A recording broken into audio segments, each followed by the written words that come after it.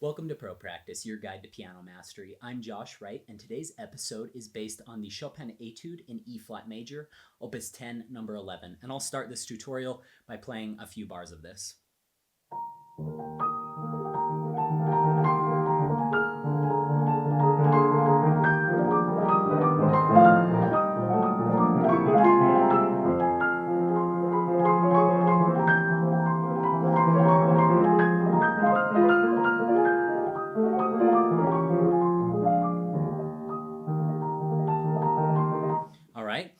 Today we're going to be going over many different concepts. We'll start with a lot of basics. This piece presents a lot of unique challenges not found in other Chopin etudes, and particularly all of these little glissandi. How can we get those clean and not clumped together? Because if I've heard students play it like this, very clumped together, it sounds really bad, but I've also heard people do this, and it's too stretched out. So how can we strike a good balance there? We're going to be going over pedaling. Pedaling is one of the most difficult things with rolled chords, and I'm going to show you a basic thing that I've known for many years, but I watched a doctoral student kind of get chewed out at a festival in Italy by a very famous teacher because they weren't sure how to pedal rolled chords. I don't want anyone after watching this video to not know how to pedal rolled chords. It's quite easy to learn, but you have to practice it a little bit to get used to it. The reason pedaling is so important, if you're not careful and you're just changing with your tops, you can go, and you can leave all of that bare. Or if you're pedaling just with the bass and you're not doing this little trick that I'm about to show you, you can end up with something like this.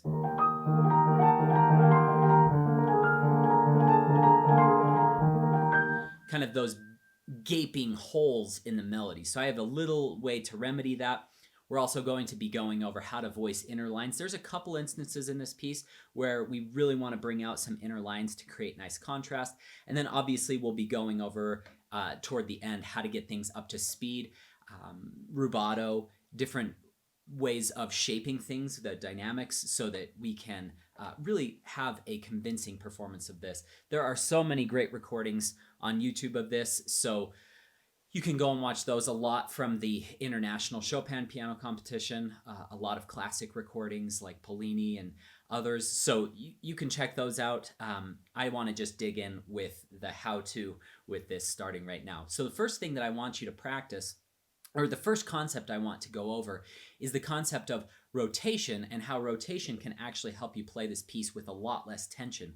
Probably the most requested thing that requested concept that I get emails about every single day is how do I reduce tension in my playing? Because if you have a relaxed hand, you're going to be able to navigate the keyboard with a lot more confidence and more accuracy. You would think that if your hand was loose, you might be missing more notes, and that if you kind of tightened it into a position and you just locked it there, you're not going to miss notes. But actually the opposite is true. That's one of the somewhat illogical things about piano, is the fact that, hey, if I have kind of this squid-like hand, I'm going to be totally inaccurate. But actually that helps you with your accuracy. So you have three types of rotation. I mean, there's more than this, I'm sure, from a scientific standpoint, but there's three basic ones that I like to teach in piano.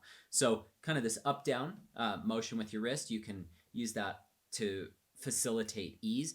You have this semicircle rotation like this, and then you have a doorknob turning rotation. So the semicircle one is mostly like if you think of your pinky pointing that way and then your pinky pointing over that way. So it's that type of motion, that lateral turning, and then you have this type of motion. I like to identify those 3 points of rotation because sometimes students neglect them, but in the end, I want you to think of your wrist just as a ball joint, okay? It can move any direction. The reason this is so critical is as you go, especially on some of these bigger stretches, going up to that note right there, we're using quite a few different types of rotation. We're using all 3 of those, actually. So I'm using my lateral motion, so just the turning like this. I'm using a little bit of the doorknob turn at the top, like that tilting turn. And then, as you can see, I'm also coming up with my wrist. it's not only useful to do that type of motion towards the top to keep the hand loose, but it also helps you voice the tops a little bit better. So as you're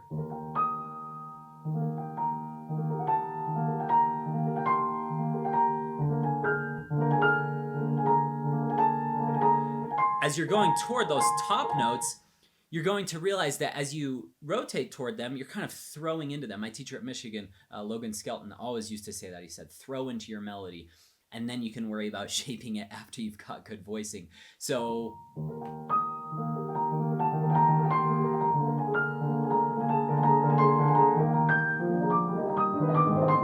that would be a preliminary exercise I would encourage all of you to practice, is just practice throwing and coming off. Now, when I come off, I don't want to leap off the keys so high that I have a big way to travel back down. You can go here, but your hand really hasn't left the keys all that much. I can leave it. Maybe there's, what, an inch right there? I don't know. You don't need to measure it, but your hand is still quite close to the keys, and then all you do to get into the next position, you just turn your wrist back to get into that position. And then these are abbreviated because they're smaller.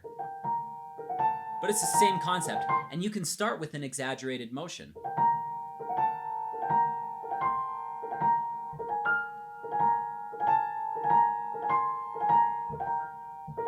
That one's really big.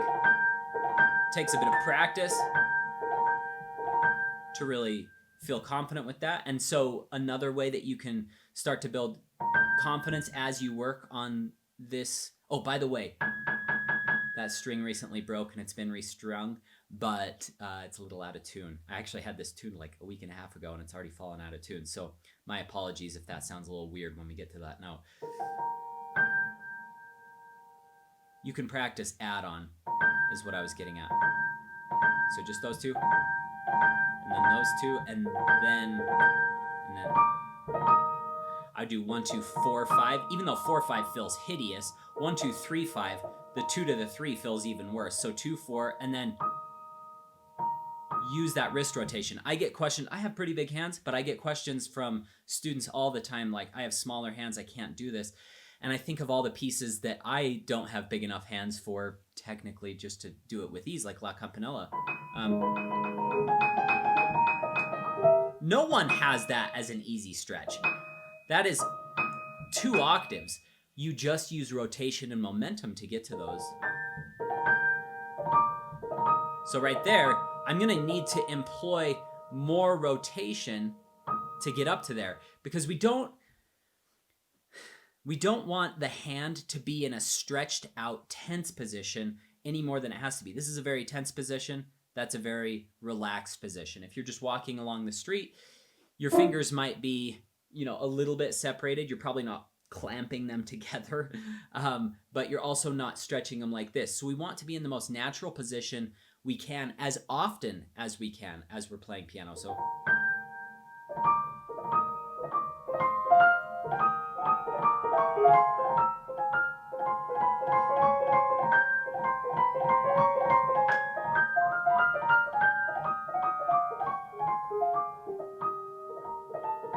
I learned this piece when I learned all the etudes between age 13 and 14, just as like a passion project. I really wanted to do it. And it's not to say that they were even close to professional tempi.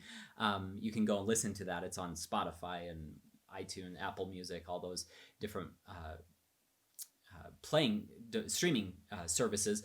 But this was such a great exercise and undertaking to do, because you develop in so many different ways. One thing that you're seeing me do with relative ease, I mean, I've missed a few notes, but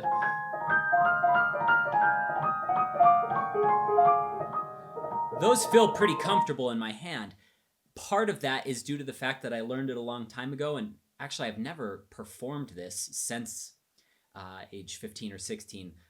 Because I've done the Opus 25 set quite a few times, but all I'm getting at is the fact that the longer you allow a piece to season, this isn't just for etudes, this is for any piece, but having done this as a kid, I even though I haven't practiced this for a long time,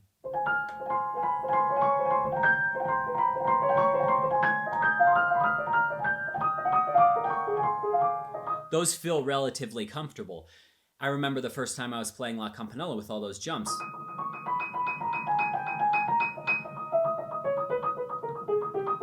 Feels second nature because I've done it so many times now.